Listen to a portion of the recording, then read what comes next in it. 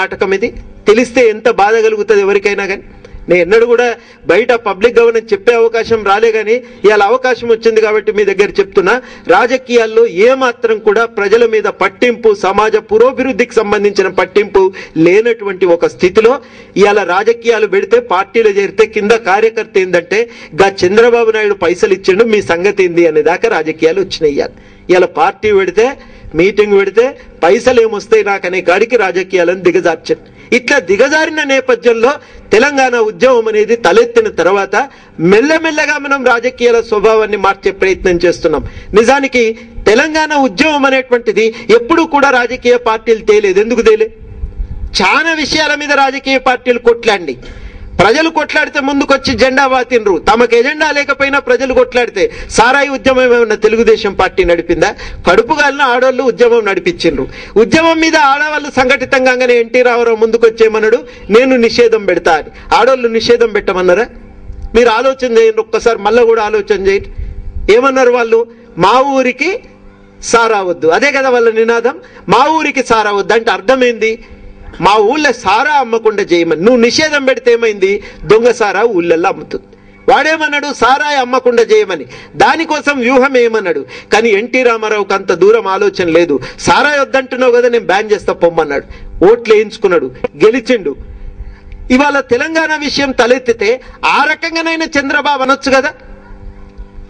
ఒక్క మాట కూడా చంద్రబాబు మాట్లాడలే, ఒక్క మాట రాజశేఖర రెడ్డి మాట్లాడలే, ఒక్క మాట రాఘవులు మాట్లాడలే, ఒక్క మాట నారాయణ మాట్లాడలే. ఎందుకు మాట్లాడలే? నిజంగా 16 మంది ఎమ్మెల్యేలు రాజీనామా చేసి సభ నుంచి బయటికి పోతే ఏమనాలి ఎవరైనా? మీరు అడుంటే ఏం చేద్దరు? ఏ పార్టీ అన్నా కానీ మీరు అడుంటే ఏం చేద్దరు? అన్యాయమే. 16 మంది పోతుంటే ఎట్లా చూసుకుంటుంటాము? పిలువుని రాయ మాట్లాడదాం. గట్ల పోతారే, గింతకాలం 4 ఏళ్ళు కలిసి ఉంటే గట్ల పోనిస్తా అనాలి కదా. కనీసం మాట వరుస కన్నా అనాలి కదా. ఎందుకని లేదండి?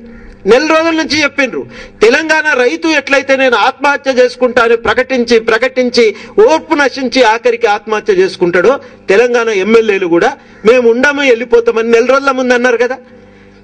తూతూ మంత్రంగానైనా నువ్వు పరిష్కారం చూపొచ్చు కదా. నిజంగా చేయకపోయినా ఉండుండ్రా అని కూడా అనొచ్చు కదా. మన దగ్గర మోట్ సామెత ఉంది, ఎవరన్నా వచ్చి పోతుంటే కనీసం మోచేయి పట్టుకొని ఆపుతారట దావత్ కోసం, ఆగండి తినిపోదు అని చెప్పి. మోచేయి పట్టుకొని అయినా ఆపొచ్చు కదా. ఆపినరా ఎవరన్నా? ఎందుకు ఆపలేదు? అంటే వాళ్ళకి సమస్యలను చర్చించటము, పరిష్కరించటం ఇష్టం లేదు. వాళ్ళకి కావలసింది హైదరాబాద్ భూములు. ఆఖరికి రాజశేఖర రెడ్డి ఏమన్నాడు? పోతే పోనీ అని. చంద్రబాబు రాజశేఖర రెడ్డి ఆ మాట అంటే తలకాయ అటు తిప్పుకొని కూర్చున్నాడు. రాజీనామా చేసేటప్పుడు 2 నాయకులు హౌజులో లేరు, మాట్లాడేటప్పుడు 2 హౌజులో లేరు. వాళ్ళందరూ బయటికి పోయినాక 2 వచ్చిండ్రు. పోతే పోనీ ఆయన అంటాడు, ఇటు చూసుకుంటే ఈయన కూర్చుంటాడు. అట్లా ఎట్లన్నవని లేచి అడిగిండా? స్పీకర్ మీదకైతే లావు లేచి మాట్లాడిండు కదా, కుతూహలమ్మ మీదకి అట్లనే మాట్లాడిండు రాజశేఖర రెడ్డి మీదికి చంద్రబాబు నాయుడు. 16 మంది పోతుంటే ఇదేమన్యాయమే, పోతే పోనీ అంటావు. నువ్వు ఎట్లా అంటావు ఈ మాట అని అనొచ్చు కదా. పోనీ సిపిఎం వాళ్ళైనా అనొచ్చు కదా, పోనీ సిపిఐ వాళ్ళన్నా అనొచ్చు కదా, ఆఖరికి బీజేపీ కిషన్ రెడ్డి అని అనాలి కదా. నాకు తెలిసైతే ఒక్క నాయకుడు కూడా ఆ రోజు ఎట్లా పోతారా, ఇదేమన్యాయము, 16 మంది పోతే ప్రజలేమనుకుంటారు అనే మాట. ఇవన్నీ ఎందుకు చెప్తున్నానంటే ప్రజల విషయాన్ని చర్చించగలిగినటువంటి వేదికలుగా ఈ వేదికలు మిగల్లేదు. ఈ వేదికలు దోపిడీని చేసుకునేటువంటి క్రమంలో వాటాలు పంచుకునే దగ్గర వచ్చిన పంచాయతీలను పరిష్కరించుకోవటానికి వేదికలైనవి తప్ప నిజంగా ఇది బయట మనం చాలా సార్లు చెప్పిన, నేను ఈ మాట మనం అనకూడదు కానీ చాలా సార్లు కాంగ్రెస్ ఎమ్మెల్యేలకు, చాలా సార్లు బీజేపీ ఎమ్మెల్యేలకు ఏం చెప్పినామంటే వ్యవస్థల మీద మొట్టమొదటిసారి నమ్మకం ఉంచి తెలంగాణ వాళ్ళు వచ్చిండ్రా మీ దగ్గరికి. 2004లో ఓట్లు వేసిండ్రు. మొట్టమొదటిసారి ఇష్టపూర్వకంగా నా సొంటోని కూడా ఎన్నికల్లో తిరిగిన మా వాళ్ళందరి దిట్టంగా కూడా పౌర హక్కుల సంఘంలో పనిచేసి గీనకేం పోయేగాలం అన్నా కానీ నేను తిరిగిన. మేమందరం వేసి మొట్టమొదటిసారి ఆశతో నీ దగ్గరికి వచ్చిన. ఇవాళ ఈ ప్రాంతంలో వైలెన్స్ లేకుండా చేసే అవకాశం మీ చేతిలో ఉన్నది. మేము అడుగుతున్న తెలంగాణ కనీసంగా న్యాయమైన వనరుల పంపిణీతో మొదలై మీరు తెలంగాణ ఏర్పాటు చేయండి. ఒక ప్రజాస్వామ్య వ్యవస్థలు బలపడతాయి, మంచిదండి. దీర్ఘకాలికంగా తెలంగాణలో వైలెన్స్ ఉంటే మీ దగ్గర సుభిక్షంగా ఉండలేరు మీరు. ఈ వైలెన్స్ పెరుగుతుందండి. ప్రజలకి ఈ వ్యవస్థల మీద నమ్మకం పోతే ఇంకొక ప్రత్యామ్నాయ రాజకీయాలకు అవకాశం లేదని చెప్పి మేము చెప్తే అప్పుడు పట్టించుకోలే. ఇక్కడ ఈ నేపథ్యంలోనే టిఆర్ఎస్ అనేది ఎంటర్ అయిన తర్వాత తెలంగాణలో కలిగిన ఏకైక అవకాశం ఏంటంటే ధైర్యంగా మీటింగులు పెట్టుకోవడానికి వెసులుబాటు వచ్చింది. అంతకుముందు నేను వరంగల్లో, కరీంనగర్లో ఒకసారి ఇట్లే మీటింగ్ అయితే మనం అందరం పీపుల్స్ ఫోరం అని పెట్టి తెలంగాణ బొగ్గు మీద వచ్చే లాభంతో తెలంగాణకు లాభం జరగాలని కార్యక్రమం చేద్దామా? మా కరీంనగర్లో దవాఖాన పెట్టాలని అందామాయా? మనం చిన్న పీపుల్స్ కమిటీ అని పెట్టుకొని అగోసారు నువ్వు మళ్ళెందో పీపుల్ అంటున్నావు, కమిటీ అంటున్నావు, ఈ మీద జోపుతారు సార్ మమ్మల్ని బతకనియరు. కరీంనగర్ అని నువ్వు ఏమనుకుంటున్నావు? హైదరాబాద్ లో మాట్లాడగానే ఇక్కడ మాట్లాడకన్న సందర్భం. తెలంగాణ రాష్ట్ర సమితి ఏర్పడిన తర్వాత ఏం జరిగింది అంటే, అయితే చెప్పే ముందు ఒక విషయం చెప్పాలి. ఇంతటి ఆధిపత్యం ఉంది కాబట్టి తెలంగాణ ఉద్యమం ఎప్పుడు కూడా వ్యవస్థల వెలుపలనే వచ్చింది, కానీ రాజకీయ పార్టీల యొక్క కారణంగా రాలే. అందుకని 69లో వస్తే అది బయట వచ్చింది. ఇప్పుడు వస్తే కూడా 89లో మొట్టమొదటిసారి ఎస్పీ హాల్లో జరిగిన మీటింగ్ తో ప్రారంభమైంది.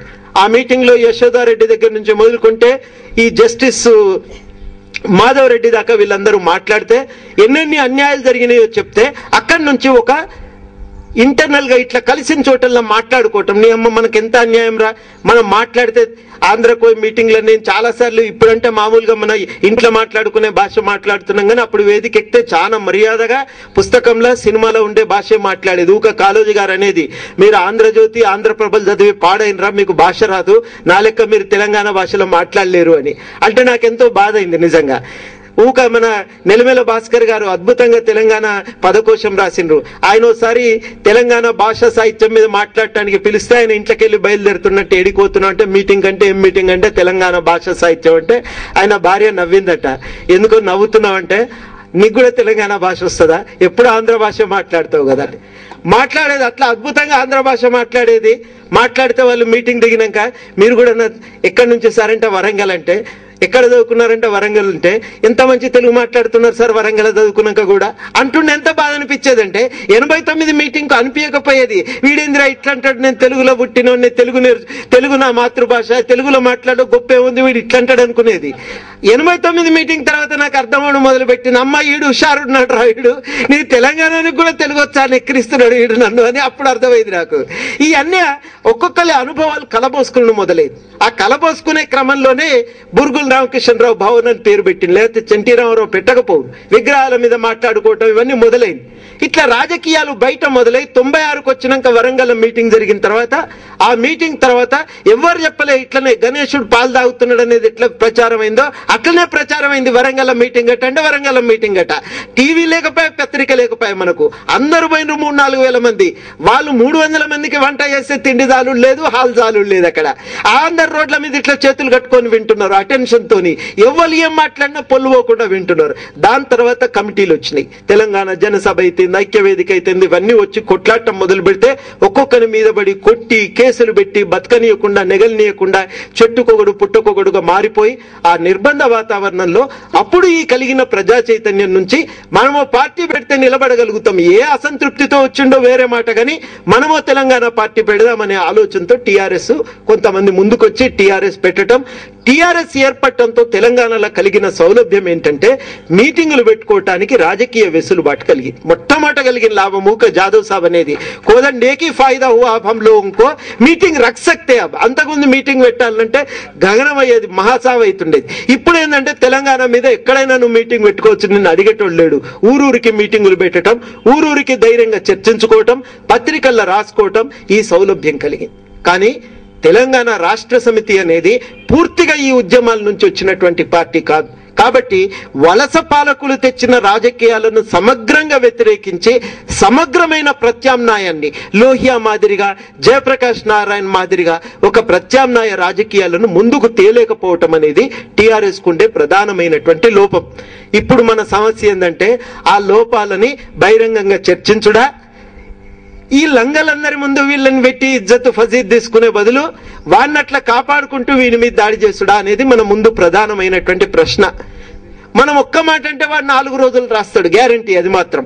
అందుకని అనుకున్న విషయం ఏంటంటే మనం తెలంగాణ ప్రజానీకాన్ని చైతన్యపరిచే క్రమంలో, జాగృతం చేసే క్రమంలోనే టీఆర్ఎస్ మారుతుంది. కొత్త రాజకీయాలు పుట్టుకొస్తాయి తప్ప కొత్త రాజకీయాలు మాటల ద్వారా, మర్యాదల ద్వారా, చర్చల ద్వారా వచ్చేటి కావు అనేది. చర్చల ద్వారా వచ్చేటి కావు. మంత్రం మారాలంటే చింతవర్గతం జోపుడే అయితేనే కుదురుతుంది. కిందికెళ్ళి జనం గిట్ల చెప్తే వినరు అనే నమ్మకం కుదిరిన రోజు టీఆర్ఎస్ మారుతుంది.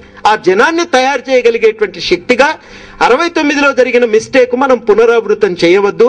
మనం ప్రజా సంఘంగా కొనసాగి ప్రజలను చైతన్యపరిచి మన రాజకీయాలు మన సమస్యల్ని పరిష్కరించేటివిగా ఉండాలని జాగృతం తీసుకొస్తే అప్పుడు దాని ఫలితంగా టీఆర్ఎస్ మారుతుంది తప్ప టీఆర్ఎస్ ను మర్యాదపూర్వకంగా కలిసి ప్రొఫెసరు నేను పిహెచ్డి కూడా చేసినా ఉస్మానియా యూనివర్సిటీలో ఇన్ని రోజులు బోధన చేసినా నేను చెప్తే నువ్వు వినాలంటే ఇంటాడా?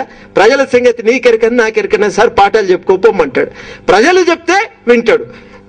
నా మనుగడ దెబ్బతింటుంది అనుకుంటే వింటాడు. అందుకని ప్రజలను మనం కదిలించాలని నిర్ణయానికి వచ్చి అప్పుడు ఇంకొక సంఘం లేని నేపథ్యంలో తెలంగాణ విద్యావంతుల వేదికను ఏర్పరచుకొని విద్యావంతుల వేదిక తరఫు నుంచి కార్యక్రమాలు మొదలుపెట్టాం. అట్లా పులిచింతలకు వ్యతిరేకంగా మేమందరం పోయి వాడు పబ్లిక్ హియరింగ్ పెడితే రిపోర్ట్ ఇవ్వడానికి పోయినాం.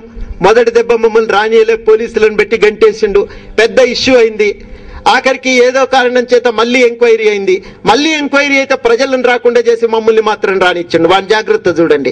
ప్రజలను రానియలే, మమ్మల్ని మాత్రం పోనిచ్చిండు. ఏం ఫరక్ పడేది ఉంది? మేము పోయి మాట్లాడితే మమ్మల్ని పోనిచ్చిండు. కానీ మేము కూడా పకడ్బందీగా తయారు చేసుకొని పోయి ఆర్గ్యుమెంట్ గట్టిగానే చెప్పి ఆడికి కూడా వినడని చెప్పి కోర్టులో కూడా కేసు వేసి హైదరాబాద్ లో ధర్నాలు చేసి కోదాడులో మీటింగులు పెట్టి ఇవన్నీ చేసే క్రమం. టీఆర్ఎస్ రాలేదు. వాళ్ళు ఏమనుకున్నారంటే కాంగ్రెస్ బాగా ఉన్నాయి రిలేషన్స్, మనం ఇప్పుడే వాళ్ళని దూరం చేసుకునే బదులు కిందో మీదో పడి తెలంగాణ బయటపడేసుకుంటే ఇవన్నీ ఆపుకోవచ్చుననే ఆలోచనతో వాళ్ళు పోయినరు. మేము ఆడికి జాగ్రత్త పడుతుని చెప్తూనే ఉన్నాం.